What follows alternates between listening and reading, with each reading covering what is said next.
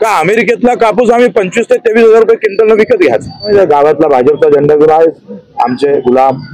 बाप मिला तरी 72 नेता जिवंत राहायला पाहिजे, पार्टी सत्तेत आली पाहिजे. आणि हमीभाव द्यायचा पण नाही. 1965 मध्ये आपण खर तर ही योजना आणली. त्यामुळे शेतकऱ्याला किमान आधारभूत किंमत भेटली पाहिजे. जेवढा खर्च आहे त्याच्यापेक्षा जास्त पैसे भेटले पाहिजे. 1965चा नंतर 90 मध्ये बदलवली स्वामीनाथन आयोगाला. या 1965 पासून तर आतापर्यंत हमीभाव भेटले किती शेतकऱ्याला? आणि ते भेटले म्हणजे जर आपण 100 शेतकरी असेल तर 20 शेतकऱ्यापैकी त्यातले 10 शेतकऱ्यांना व्यापाऱ्यांच खाल्ले. त्याच्यात सुव्यवस्थापना नाही आहे, त्याच्यावर लक्ष नाही. 65च्या योजनेची अजूनही पाहिजे तशी अंमलबजावणी नाही आहे. फक्त घोषणा करतं सरकार, लुटतं. मग काय बोललोय का अमेरिकेतला कापूस आम्ही 25 ते 23,000 रुपये क्विंटल विकत घ्यायचा आणि माझ्या या देशातल्या शेतकऱ्याचा कापूस 7,000 विकत घ्यायचा? हा कुठला प्रकार आहे? आम्ही 15,000 रुपये क्विंटलना निर्यात करतोय कापसाची. मग त्याच्यातला नफा तर आम्हाला द्या ना. जो नफा भेटला तो नफा देत नाही आहे.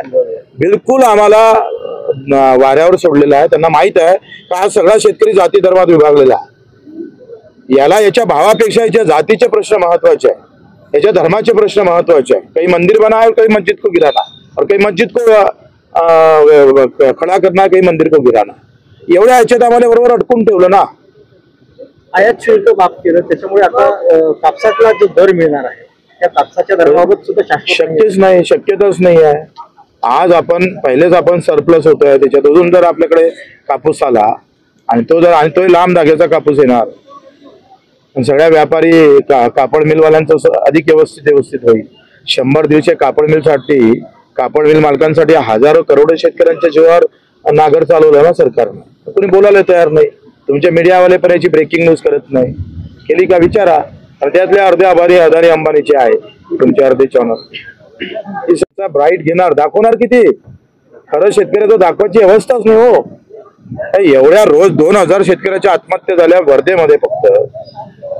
आम्ही इथं 47% वाढलो, त्याच्या न्यूज आहे का कुठं? नाही. आम्ही पाय घासून हसून मारायचो. तुमचा सोयाबीनचे ते झालं. आता सोयाबीन 15 दिवसात हाती येतं. मार्केटमध्ये काय भाव आहे? 35 आहे. खरेदी केंद्र सुरू होण्याची व्यवस्था आहे? तुम्ही चढ उतार निधी देणार होते, सोयाबीनला 6,000 देणार होते, मोदीजी बोलले होते, नरेंद्रजी बोलले होते. त्याला गावातला भाजपचा झेंडा घेऊन आहे आमचे गुलाम. त्यांना भाव कर्जमुक्ती ही एमर्जन्सी काम आहे, कारण या सगळ्याच्या मध्ये लूट आहे. ते लुटीची वापसी आहे. लुटलं ना तुम्ही. मागच्या वर्षी काय भाव भेटला सोयाबीनला? काय भावना विचारा. 3,000 3400 रुपये लुटलं ना. मग ते लुटीची वापसी आहे. तुम्ही 200-300 उद्योगपत्यांना 18 लाख करोड माफ करताय 10 वर्षात, आणि आमच्यासाठी 1 लाख करोड लागत नाही.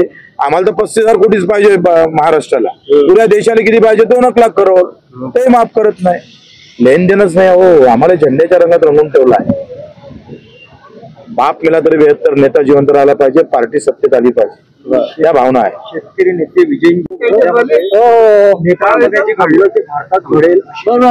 असं राहिलं तर होणारच ना. मी सांगा, हे त्याची जाणीव करून करासाठीच फिरतोय आम्ही. तर जाणीव झाली पाहिजे. बाबासाहेब आंबेडकरांना तेच सांगा, अज्ञान राहणं हे आपल्यासाठी मरणाच्या समान आहे. थोडं ज्ञान घेऊन लढणं महत्वाचं आहे. आणि त्याच्यासाठी आम्ही आमंत्रण द्यायला आलो. रोज मरतोय. तुम्ही सांगा, सोयाबीन 5,000-5,500 रुपये भावानं खरेदी होईल. खरेदी सुरू झाली तर किती लोकांची होईल सांगता येतं?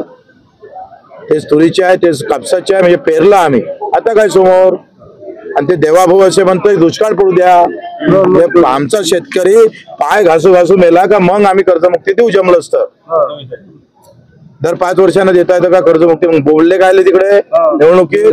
ते बघा 5 वर्ष झाले होते का? अरे या विदर्भातला मुख्यमंत्री आहे, मग या विदर्भात संत्रा आहे, त्याला भाव आहे, तो चांगला आहे शेतकरी. तूर उत्पादक शेतकरी चांगला आहे, कापूस उत्पादक शेतकरी चांगला आहे का धान उत्पादक? तुम्ही विदर्भातले मुख्यमंत्री आहे ना, दुसऱ्यांदा बसले खुर्चीवर. मग या तूर धान कपास उत्पादक शेतकऱ्याला दिलं काय तुम्ही? जय श्रीमाचे नारे, बटेंगे तो कटेंगे. आता तो तुम्हीच कापताय. रोज काटा मारतोय, रोज तलवार चालतो शेतकऱ्यावर, हिंदू शेतकऱ्यावर चालवतोय.